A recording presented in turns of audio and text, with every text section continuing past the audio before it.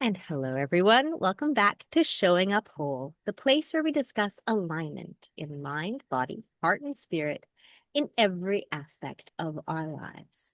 And today we are having an exciting conversation with Michelle Joy, who is here to tell us all about the Enneagram, which honestly, I will fully admit, I don't know a lot about and I've been wanting to learn. So this is a great opportunity. So here we go. We're going to have a wonderful conversation with Michelle. Hi. Hi, I'm Christina. Michelle. It's great to have you here. I am going to share everyone a little bit about you and make sure they know who you are. So, Michelle Joy is a licensed marriage and family therapist, a certified Enneagram teacher, and founder and host of the annual Enneagram Summit for the helping profession. A great name.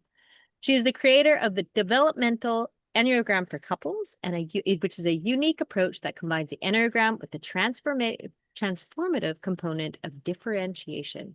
We have a lot to talk about. Her framework was forged through more than 20 years of specializing in couple work, shared by ruptures, thousands of conversations, and breakthroughs.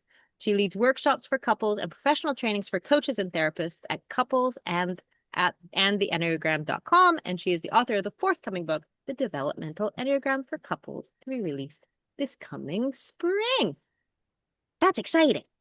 Yeah, it's really You're a busy exciting. lady. Hi. Yes, yes, it is. Okay, so everybody is sitting here wondering, what's the Enneagram? Hmm. Yeah, the Enneagram, first of all, I discovered the Enneagram in 1998, so a long time ago. Okay. And my sister gave me a book and said, "Here, read this type. I think this sounds like so and so." And it was me. And I read it. I was like, "Wow, how can somebody read my soul so clearly that I've never met and it's in a book?" So it was absolutely profound. I at the time. There's nine. Well, let me just say this and I'll describe the Enneagram. So then I started seeing couples, as you just said. I started seeing couples a few years later. And thankfully, I knew the Enneagram at that time. And so the Enneagram has been one of the lenses that I've used to understand relationships through ever since 2002, I think, is when I saw my first couple. And it's been really profound. And I think that anybody who is in a relationship or has it doesn't I don't mean necessarily romantic, like friends and coworkers and everything. I think we just need to know the Enneagram. So That, yeah, that's really I've so had so really it is like a personality. It's not like a personality test. I mean, like you have things like Myers-Briggs and all of those. I know during lockdown, all those years back, which seems like a different life ago, everyone was sitting there doing those personality tests and kind of comparing all their different yeah, combinations. You have human design, which I do like use with clients occasionally. I have very minimal knowledge about it, but that's just based on like birth date and place and kind of like yeah, astrology. So then you also have yeah. astrology. How do you find your Enneagram? Like what's it based on? Is it questions? Yeah, so let me say, first of all, when you see the symbol, it looks like it's numerology or something like that. And don't let the symbol fool you. The symbol is actually a map of really, I think it's a return back to wholeness. It shows us where we get stuck and how we prevent ourselves from growth. There's nine different types. None of the types are better than others. They're just numbered one through nine, and they have different titles. So type one is the reformer. Depends on the author. Some authors call the type one the perfectionist. Type two is the helper. Type three is the achiever. Type four is the individualist. Type five is the observer. Type six is the loyal skeptic. Type seven is the adventurer. Type eight is the challenger or the boss, depending on the author. And type nine is the peacemaker.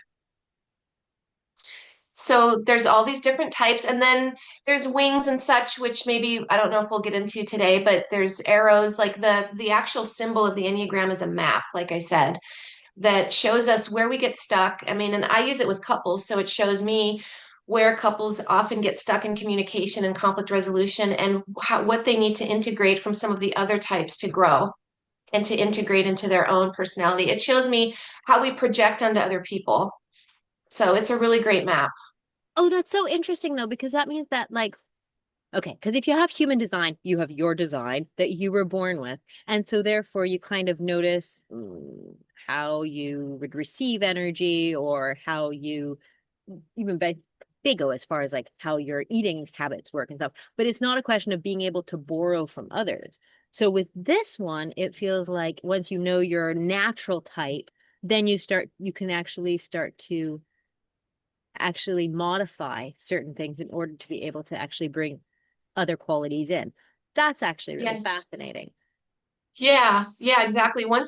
So there's one dominant type, and according to the Enneagram, we're born a type and we die a type. We don't actually change types, but we can grow and expand and evolve within our type.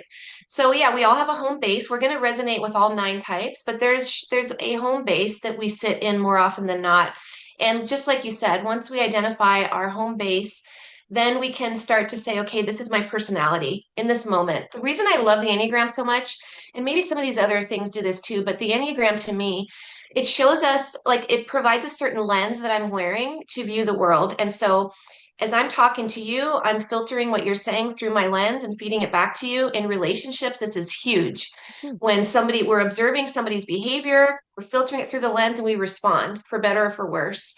We hear somebody's words, we filter it through this lens, we give interpretations, and it's all through the lens. But if we don't know our type, then we think this is full reality. And it isn't. It's just our personality type. It's just our Enneagram type. So once we understand that it's our personality, we can separate ourselves like, oh no, that's my type right now. How else can I respond right now? Because our personality type, the habits of our Enneagram type, it's not a bad part of us, but it's misguided. So the things that it tells us to do and the way it interprets certain things, it's such a reflex and a habit, but it's not necessarily the high truth. It's just what our type's telling us. And every type is trying to accomplish something. Like I'm type 4, for example. And type 4s at their core, and there's other types like this too. Sometimes we got issues with self-worth. And so when I'm listening to people, sometimes I filter it through my type of, oh, they don't like me, or oh, I said something dumb, or shame on me. 4s are quick to go to shame. And Hmm. I'm like, no, that's my personality type. I'm not deficient. I'm not inadequate. That's what my type tells me. But I can separate it now and I can catch it. Like, can you imagine if we just walk around through life, which many of us do, immersed in it, and we think this is reality, and it isn't, and it prevents us from growth. Whoa. This is so fascinating because it's first of all, and anyone who listens to my podcast knows that I get about five different questions all at once. So let me try this. First off, Okay. I'd say the first off, I'd say from a soul perspective, that's fascinating because it's almost like the soul is then the one that puts on the lens. So from a true self version, you put on the lens to experience, but from then a soul journey, it's almost like you've chosen that lens to see things through, but it's important to Yeah. actually shift back to heart and actually see from a wider view. So this is your type is based in your human self. It's like Yes. your human self. It's not from Yes. your whole self. It's actually just through the physical, like That's just right. exactly right. You Yeah. nailed it. And I love that so much about the Enneagram too, is that it's psychological and it's spiritual. So the psychological part is what you just said. Mhm. It's when we see things through our human lens about what's going on and we interpret it through our human lens. But right alongside our Enneagram type, also known as our human lens, is our essence or our soul quality. Yeah. But our Enneagram style covers it up or hijacks it or something.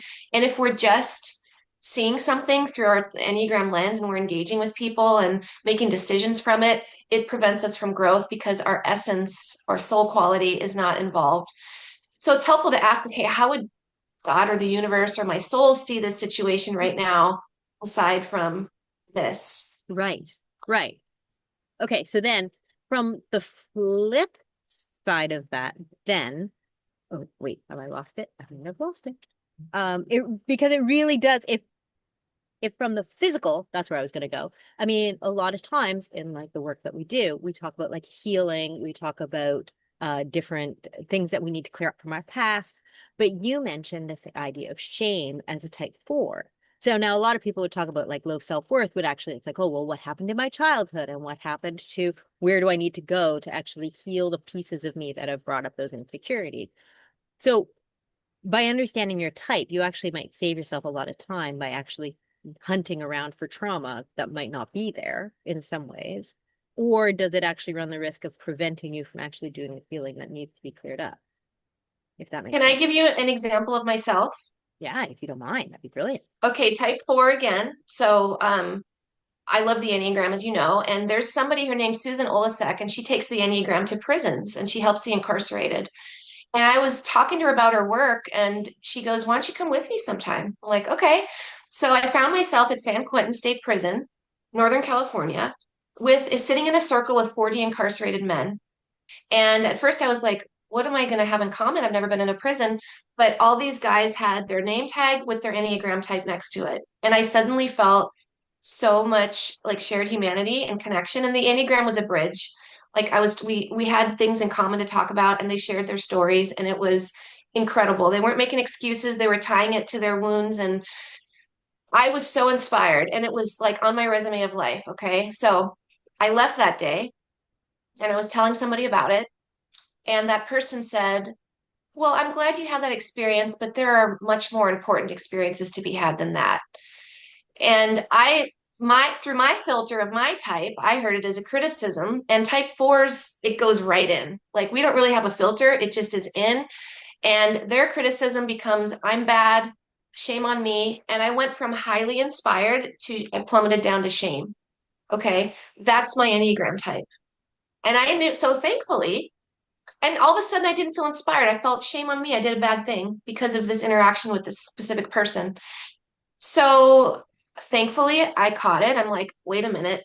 This is my four happening right now, saying, like, agreeing with this person and basically fusing with her opinion and her criticism of me that I did something bad and I'm a bad person for doing it. So I knew it. I was aware of it. I caught it. Okay, this is my fourness. What do I need to do? I need to separate out like what she's saying from my truth. Hmm. So I'm like, she can be critical, she can think whatever she wants, and I can hold on to my inspiration and I don't need to let that go. She didn't take it from me, I let it go. But that's my type. Because, Christina, this is interesting. When we're children, we decide what we have to do or be to get love and belonging. Yep. And that's how our type is formed, right? Our type is shaped around all of that. So that perfectly fits. It's like, okay, to get love and belonging, sometimes we have to agree with somebody. Sometimes we have to get big and strong and fight back. Sometimes we have to withdraw. And this is all part of our Enneagram type habit. But when we're aware of it, we can choose differently. So thankfully, I was aware of it and I thought she can have her thing. I can feel inspired. And I took it even further. I was like, this woman's my teacher. She's showing me where my stuff is. She's showing me what I need to work on and what part of me is allowing other people to dictate what is meaningful to me and what isn't. So I was able to, instead of being hijacked and shame and oh, what's this? I was able to take it because I know my type and turn it into something healing and take me toward growth instead of stuckness. That's amazing.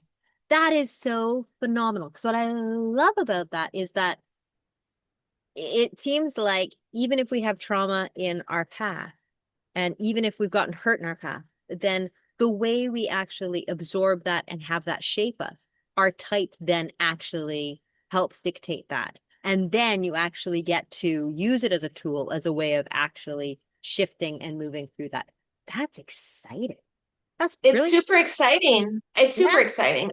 Yeah, I think we've been given an enormous gift in this life. This is my opinion. I know there's a lot of tools of the Enneagram that can help us not be trapped because our type will trap us.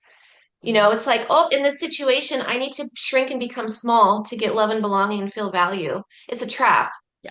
but it's not real. It feels safe, but it's not real love, longing, and Yeah. loving and value. It's when I stand in my truth. That's when I really feel it. Absolutely. Absolutely. What a valuable thing for couples. It is. It is. It's helpful for one of the reasons is it's so versatile. So it's helpful for couples, for individuals who are wanting to grow, for businesses and teams. It's huge in businesses and teams, for parents, Mhm. teachers. It goes on and on. And it's also great for spiritual work as well, Yeah. because it helps you kind of peel the onion to essence and Yeah. growth. Absolutely. All right. I'm sure I'm going to ask the question that is on everybody's tongue. How do you figure out what you're Enneagram? Well, we want to shy away from somebody telling you, here's your type. And since the Enneagram the Enneagram landed in the United States like late 60s, I want to say. And so it hasn't been around that long, but it's become more and more popular lately. And it's so people can kind of run the risk of, oh, you looking at outward behavior, like, oh, you don't like conflict, you must be this type. All types can avoid conflict for a certain reason. It's the motivation that's driving it at the core, not the behavior. So that to say, how can we figure out our type? It's not by observing somebody's behavior. That's not a way to do it. There's a lot of tests out there, like Jerry Wagner has a good test that is tried and true. Russ Hudson has a good test on his website that's tried and true. So I would say start by taking a test Okay. online, an assessment. That is to be taken with a grain of salt. Tests are not always accurate. So it's not going to give like, oh, here's what you are set in stone. No.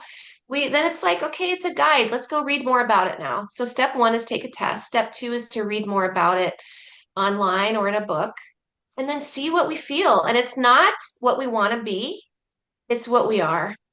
And oftentimes we hear, if you're reading your type and it's the right one, you might feel kind of uncomfortable because it's going to hold up a mirror to some things that we might not want to admit that we do. Got it.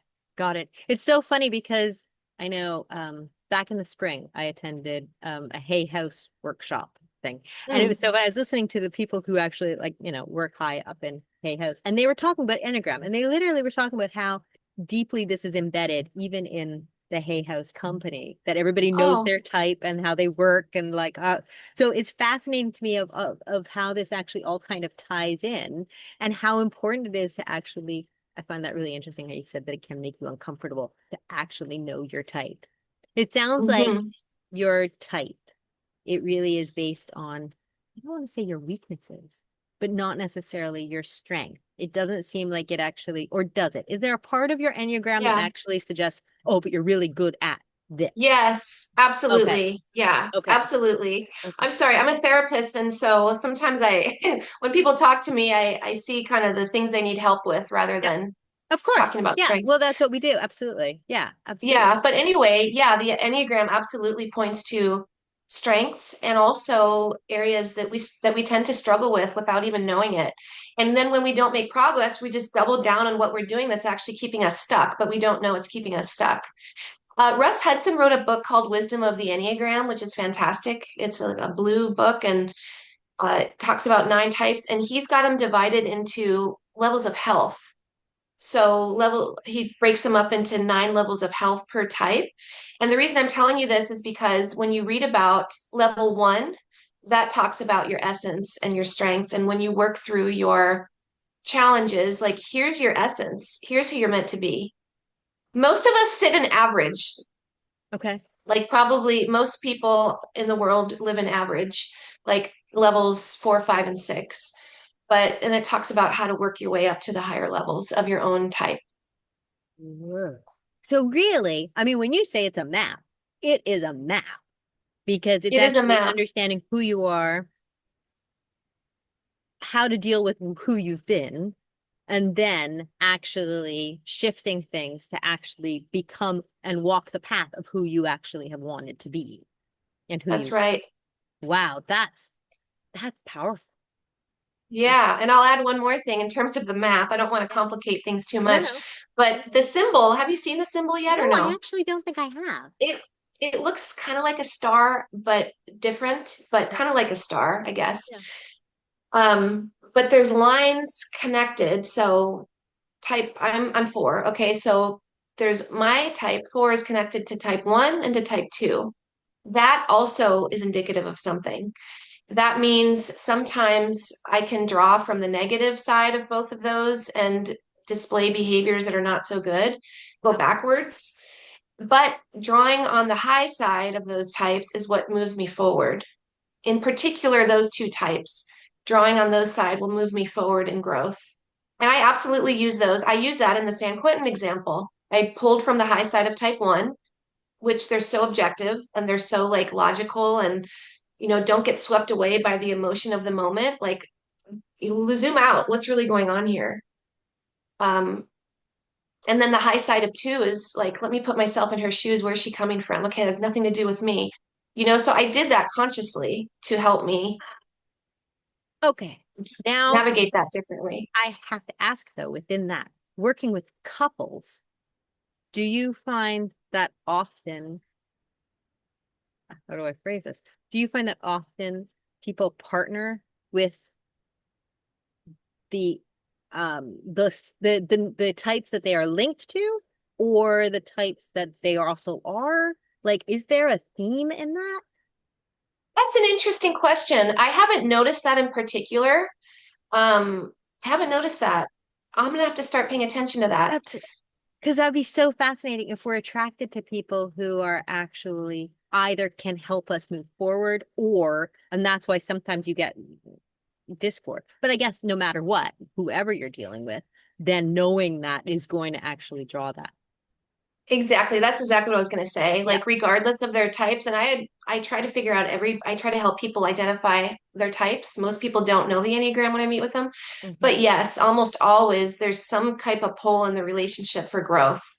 Yeah. That's trying to happen regardless of type. Yeah. Yeah, well, it's so fascinating because I think in every couple, you can either bring out the best in each other, or if on bad days, you can bring out the worst. That's right. So it's, and also, or on bad days, you might actually, just say the wrong thing that rubs the person the wrong way. So therefore, knowing what those types actually balance out between each other, that's fascinating. It Wow. is. And then just in relationships, if both people know their types and they both are aware of it and they do the work, I think through and with each other in relationship, we come back to wholeness. Yeah. That's really a part of what a relationship is, and that's why it can be so challenging. But there's a certain way to look at it and be curious rather than stuck in the Yeah. muck. Yeah, absolutely. So if out of curiosity, when you sit down with a couple, do you find that, how do you find that this is received? How do you find that they, a lot of times people are like, oh my goodness, I don't know how this works? Or do you find that it's like a light bulb moment? Most people absolutely love it. Like most people love learning about themselves and about their partner. Mm, And for most people, it's like a light bulb moment of like, wow, this is why you do what you do. And I think it brings a lot of acceptance too. mm, Like, oh, this is how you're wired. But it doesn't mean sometimes people make excuses like, oh, well, yeah, I'm really critical of you because I'm this type. And no, that's just showing like when we identify our type, then it's the beginning of growth rather than take it or leave it. Here's how I am. Like it points out what we need to work on. So let me think. You asked me a good question. I don't want to get sidetracked. don't worry. Oh, No. how couples receive Yeah. it. Yeah. And then the other one is sometimes people go, yeah, there's a lot of these, I work at so and so corporation and there's a lot of these tests we have to take. And I'm like, wait a minute, this is different. This is not like those tests. Like, I even see it above Myers-Briggs in terms of its insight and its power that it's able to bring. It's also based in neuroscience. There's a lot of research out there. Dr. Dan Siegel, he's a neurobiologist and a psychiatrist, and he's written a book now on the neurobiology of the Enneagram. Uh, and also Dr. David Daniels, he was a psychiatrist at Stanford. He did so much great work on the neuroscience. So I tell this to couples who are more scientifically based Yeah. Yeah. to ground Absolutely. it. But I think that's such a good distinction to make, that you have something like the Myers-Briggs, which, I mean, I sat around the dinner table once during lockdown when everyone was talking about it on like Instagram or whatever, and everyone was saying what type they were on Facebook. And my whole family, we sat and did Myers-Briggs, and it was a hoot. It was fun. I Yeah, noticed it's that fun. everybody all agreed that they liked alone time more than being with everyone. And I kind of went, right, I'm not going to organize as many family events. But it was kind of Yeah. this, it was information, but it's not a lens. It's not, you just kind of go, well, that's information. Now I understand who you are. I understand your preferences. That's fine. Human design seems more like your, it's just your design. So it is more a little bit like, like in human design, I'm a projector, which means that I do actually get energy and kind of rejuvenate through talking to people and working with people and reflecting Mm, energy back. And that's what makes me mm. good at my job. So there's, but it's more focused on like how you need to refuel and things like that. It gives you more of Mm, an actual design. Whereas hmm. this feels like this is a deeper understanding of actually, like you said, a lens. It's like, well, yeah, do you want that lens? Do you want to see through your type right now? Or do you want, oh, is that making you feel off? Now pull from a different, your strength and where you can pull from. Exactly right. But some people do treat it like Myers-Briggs, like, oh, that's funny, that's interesting. Okay, moving on. And that's really, it's like holding a map at a trailhead of a hike, but then not actually going on the walk. You're just looking at the map. So Got I it. think we're missing out on a lot if we don't integrate it a lot more than that. Yeah. Yeah, absolutely. Tell me Yeah. about your book. I want to hear about your book. So the book blends the Enneagram with something called differentiation. Yeah, oh yeah, And different, yeah, go for it. I heard that word in your bio. I was like, what you talking about? Okay, yes. yeah, I'll talk about differentiation first from a psychological and then spiritual, because to me Okay. it's both. And the Hmm. Enneagram is also psychological and it's spiritual too. It's both. And I like that because we are both. We're psychological, we're human, and we're also spiritual. So differentiation is basically the capacity to understand where somebody's coming from, to hear their truth without getting defensive, without shutting down, especially if it has to do with us. It's like, yeah, I'm the subject matter, but you're telling me about your inner world and how my behavior impacts you. So let me make space for it. So it's making room for another person's truth while staying connected to them. So again, it's not getting defensive, it's not caving in to keep peace. So that's part of differentiation, but it's also saying what our truth is too. Here's where I live inside, here's my truth, and I can also hear yours, and I don't have to argue that I'm right and you're wrong, and I don't have to cave in to keep peace. So that's what differentiation is. So it's sort of like it sounds slightly like the basis of nonviolent communication, where it's Oh, actually okay. based I'm not, on, yeah, it's like needs based, but you have to keep open and curious so that you can actually understand yes, the other person's needs, but it's keeping open and curious about the other person. that's right. It is, Beautiful. yeah. And Beautiful. this is based in neuroscience too, which I won't go Yep. into, but it's grounded, and it that's what I did during that San Quentin example. She told me her opinion. I had mine. I let it go and fused with her instead of holding two truths and letting her have hers. Right. And it's spiritual because we're staying in touch with who we are at our soul level and our own authenticity. We're not letting go, and we're not demanding we're right. We're trying to see another person. It's really uniting, it's bringing together. That's so important Um, right now. My yeah, goodness. Yeah. And there's an element of empathy in there as well, which means that then we're holding space for others, which yes, right now that's a really deep gift. So therefore then you're yes. combining that for within your book. And then this is also what you do in all your programs. Yeah, that's what I do of combining the Enneagram with this concept of differentiation, which I also was introduced to in 2002. So since then, I mean, to me, the Enneagram shows us our stuff and where we're stuck, and then differentiation is what helps us move forward because sometimes just awareness alone isn't enough. Mm. Like, okay, I know my type's happening right now, but what do I do about it? And then differentiation helps us understand what to do about it. So Got it. that's why I put them together. Beautiful. Beautiful. So in the book, will people get a chance to understand more about their own type, or should they know their type before they read your book? They should know their type before they read the book. Okay. Yeah. All right. And again, there's different tests to take. Russ Hudson's book, The Wisdom of the Enneagram, is good. You can always look online as well. There's a lot of information out there to learn about their type too. And there's certain Enneagram teachers that will interview you to figure out your type as Okay. well. And I do that. I I was just offer going to that say, and are service. you one of those? Yes, they do. Uh-huh. Okay. Yeah. So really, people could just come to you, get the information of their Enneagram, and then read your book or just work one-on-one. Hmm. Okay. So Yes. where do Yes. they find out about all of these things? Because this is important. My website is couplesandtheenneagram.com. Okay. So All right. everything is there. And Yeah. and we will throw that into show notes and then they can take part. You also do summits. So when is your next annual summit, or do you know yet? Yeah, I did a life purpose summit, which you were on and Yeah. contributed That's something how we so did. wonderful too. Yeah. It Yeah. was fun. Oh, that was such a good summit. Oh my gosh. Yeah. But yeah, the one you're talking about now, the Enneagram for the Helping Profession, is in May of Okay. 2026, and that's on the website as well. Okay. All right. So really, everyone go to the website. Everyone go to the website and Yeah, figure that's out the right. Enneagram. And yeah, these are the types of things that I actually just am really curious. Like if people do this and then they find out their type, we should start a post or something that everyone can start sharing their type because it's fascinating to really actually get to know that a deeper version of people. We should be sharing this. Oh, I love it. Oh, I Yeah. know. And then I'm actually starting a group in February, where people can join. It's online. It's a couples group, or people who are not in a relationship can join too. But it's about your Enneagram type in relationships.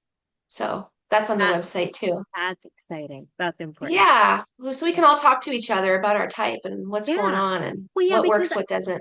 I find that we're bombarded with so much information nowadays. There's so many things. And, I was even talking about it in a program that I run. We were all talking about our saved files on our Instagram of like all the things. Oh, we should look at that. I should look at that. But these are the Yeah. types of things that when we actually dive deeper into them, we actually get to know it's so practical. It's an actual map that's so unbelievably practical to living day-to-day life, which is really what we need. Yes. So Yes. that's really exciting. All right, Agreed. everybody go check out Michelle's website. We will make sure we should have you back on. This has been an absolute joy. Thank you so much for coming on the show and finally demystifying this for me because I've been so confused. Oh, good. Well, thanks for having me, Christina. It's an absolute pleasure. Thanks so much. Bye. Okay.